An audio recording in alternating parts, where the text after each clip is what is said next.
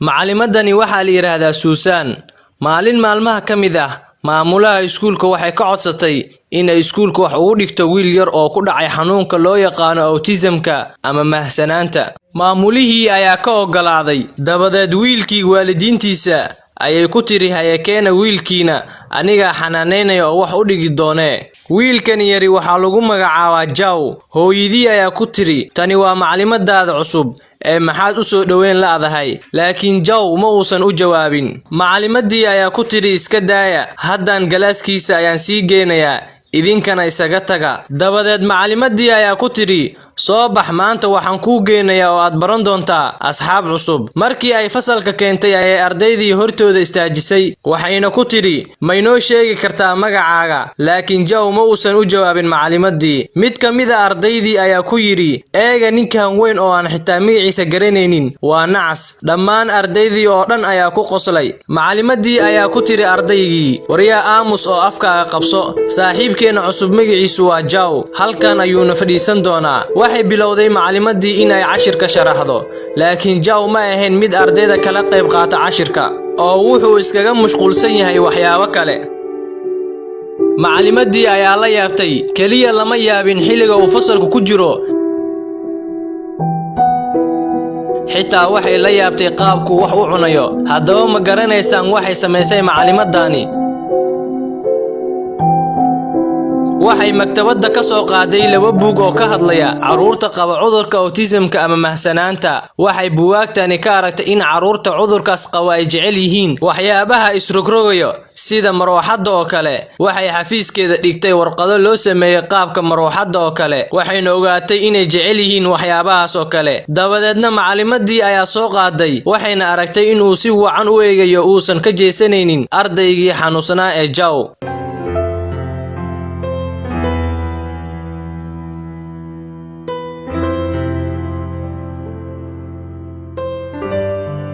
sidoo kale buuggii waxay ka aragtay in caruurta qaba cudurkaas ay jecel yihiin midabada. kadib waxay bilowday inay bedesho dabaashiirta ama jeestooyin kale halka midib, waxayna ku bedeshay jeestooyin leh midabo kala duwan. waxayna bilowday in caruurta ay wax ku barto jeestooyin midabo leh. sidoo kale waxay bilowday inay adeegsato mastarada afka looga dhijiyay warqad laga sameeyay marooxad midabeysan si ay u soo jiidato dareenka Jaw. waxay bilowday inay barto qaabka loola sheekaysto dadka iyo sida afka looga soo saaro xarfaha. sidoo kale ma awoodin inuu dadka si quman u eego, balse hadda wuxuu karaa cid kasta inuu eego. xitaa macalimadani maalmo dhan ayay iskuulka ka maqneed si ay ugu qayb qaadato aqoon isweydaarsi u dhaxeeyo caruurta qabta autism-ka ama mahsanaanta. waatan macalimadii Susan. waxaa maalin maalmaha ka mid ah dhacday iyadoo galaaska lagu jiro inuu xanaaqo Jaw, dabadeedna uu istaago isagoo careysan. kadib wuxuu bilaabay inuu ku meereysto miiska macalimadda. macalimadii ayaa isku dayday inay dejiso, laakiin nasiib daro kama uusan yeelin. ardaydii oo dhan ayaa durbadii cabsi ku beerantay, taa oo ay ka qabaan Jaw. kaliya wuxuu doonayaa macalimadda Susan. xaaladda noocani markii ay dhacdo, caruurta waxay dareemi jireen inay goodoon ku jiraan, cidna kama saari karto ilaa qof ay jecel yihiin mooyaan. Jawna wuxuu jecel yahay oo dejin karta waa macalin Susan oo kaliya. way la xiriireen wayna u sheegeen sida ay wax u jiraan iyo in Jaw la reebi kari laayahay. dabadeed waxay u joojisay isaga kulankii aqoon isweydaarsiga, toosna waxay u soo aaday iskuulka.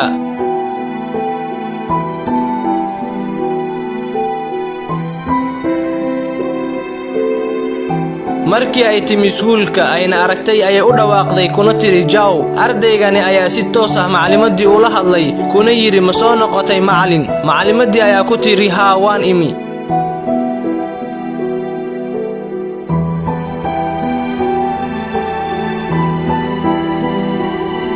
maalin maalmaha ka mid ah, macalimadii Susan iyadoo sharaxayso cashir ka hadlaya maalmaha sanadka iyo sida loo xisaabiyo taariikhda maalmaha. markii ay ku celcelisay taariikhda 14, waxayna doonaysay in ardayda u sheegaan maalinta ay ku soo aadayso sanadka dhalan doono, ilaa ardaygii Jaw uu ku yiri waa maalinka Khamiista. ardaydii oo idil ayaa mar kaliya ku qoslay. dabadeed macalimadii ayaa ku tiri aamusa. waxay u sii raacisay halka ayay inoogu egtay xiisadda. intii ay saxaysay macalimadda buugaagta ardayda waxay aragtay Zhao oo si wacan ugu soo shaqeeyay wixii ardayda loo diray ayadoo saxaysa ayay qalbigeeda ku soo dhacay taariikhdii uu Zhao sheegay maalinka Khamiista laakiin way yaabtay markii ay aragtay in sanadka uu ku soo aadayo maalinka Khamiista macalimadii ayaa la yaabtay waxayna soo qaadatay buug balse waxay ogaatay inuu sheegi karo taariikhdaas qof caqli badan oo kaliya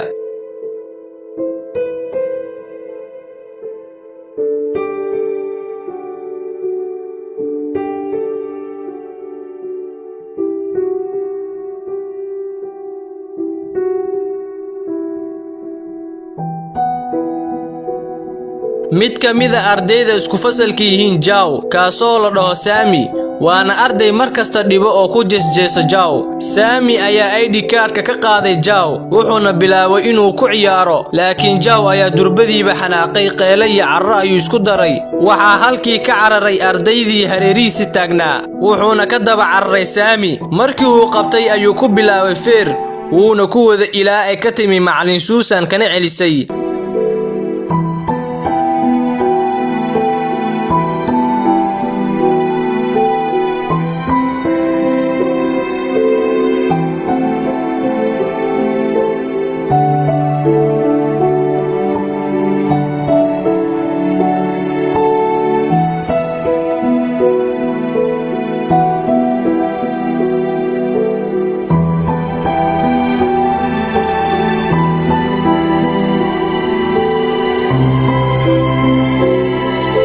maalintii xigtay waxa yimi iskuulka Sami waalidiintiisa ayagoo dacwo ka ah ardayga Zhao Sami hooyadii ayaa tiri caruurteena ma daryeeshaan sidee ardaygani xanuunka qabo ugu ogolaatay inuu ilmaheena caafimaadka qabo wax la barto waxa waajib ah in cunugani la garaaco waxna uu la barto dadka xanuunsan ma aha qof caafimaad qabo waana arday naafo ah durbadiiba waxa carootay macallin Susan oo tiri Zhao ma aha naafo waxayna qaadatay qalin waxayna u yeertay Zhao waxayna bilowday inay weydiiso su'aalo waa maxay maalinka ay ku aadaneed 14 Sebtembar 1999 Zhao ayaa ku yiri waxay ahayd maalin Talaado ah dabadeed waxay furtay macalimadii kalandarka hortooda saaran qalin ayayna marisay waxayna tiri ma u jeedaan inuu saxan yahay waxa kaloo sheegtaa maalinkay ku aadaneed 22 Oktoobar ee sanada 1999 Zhao ayaa yiri waxay ahayd maalin Jumco ah warqadii ayay rugtay mise waa sax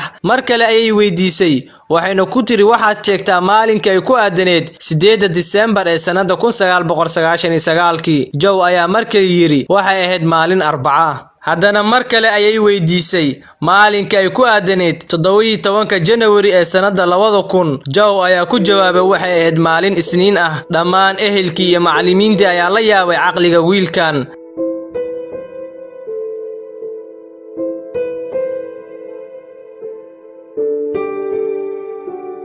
macalimadii Susan ayaa tiri ma wiilkaas caqliga badan ayaad leedihiin waa naafo ama caqligiisu wuxuu jiraa meel kale Zhao ayaa jilbihiisa dhulka ku garaacay isagoo ku qaylinaya iga raali noqda waa idinka qaldamay ii ogolaado ii saamaxa in aan wax barto mar dambe dhibi maayo qofna macalimadii Susan aad ayay ugu qiirootay hadalkii Zhao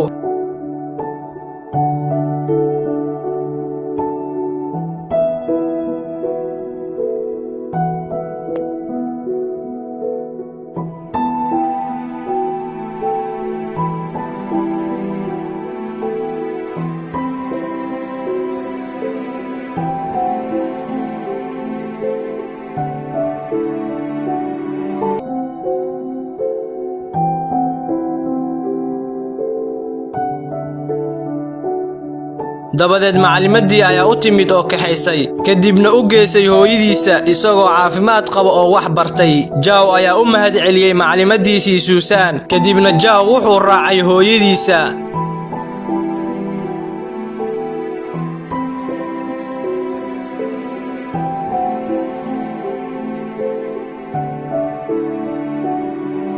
maalin maalmaha kamid ah macalimadii ayaa aragtay mid kamid ah buugaagtiisa uu ku qoray mustaqbalka waxa noqon doona barre ama macallin macalimadii ayaa aad ugu faraxday iyadoo soo xasuusanayso wax walba oo ay u sameyn jirtay Zhao